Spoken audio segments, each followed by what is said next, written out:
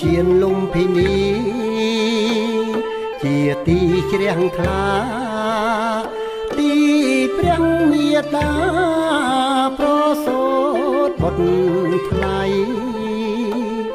អោឈានលំភិនីជាទីជ្រះថ្លាទីព្រះមេតាប្រសូតបុត្រថ្លៃបរមពុទ្ធិសត្វពោធិញាណយាយដឹកនាំសត្វថ្លៃចេញចាក់ទុកខា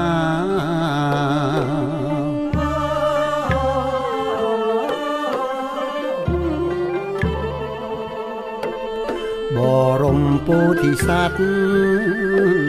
ពោធិញាណយាយដឹកនាំសត្វថ្លៃចេញចាក់ទុកខាប្រសូតមកភ្លាមស្ដេចឈរសំឡឹងស្ដេចឈររំពឹងថាគ្មាននរណា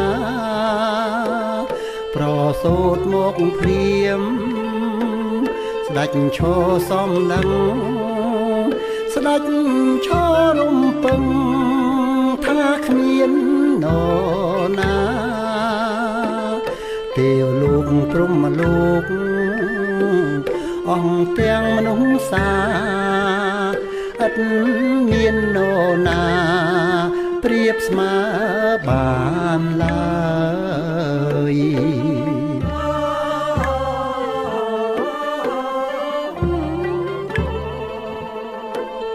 ទេវលោកព្រហ្មលោកអង្គទាំងមនុស្សសាឥតមាននរណាប្រៀបស្មើបានឡើយទ្រង់ឈានទៅមុខ7ជំហានព្រះតីក្លាហានចិន្តាឥតស្បើយទ្រង់ឈានទៅមុខ7ជំហានព្រះតីក្លាហានចិន្តាឥតស្បើយទ្រង់ពោលវាចា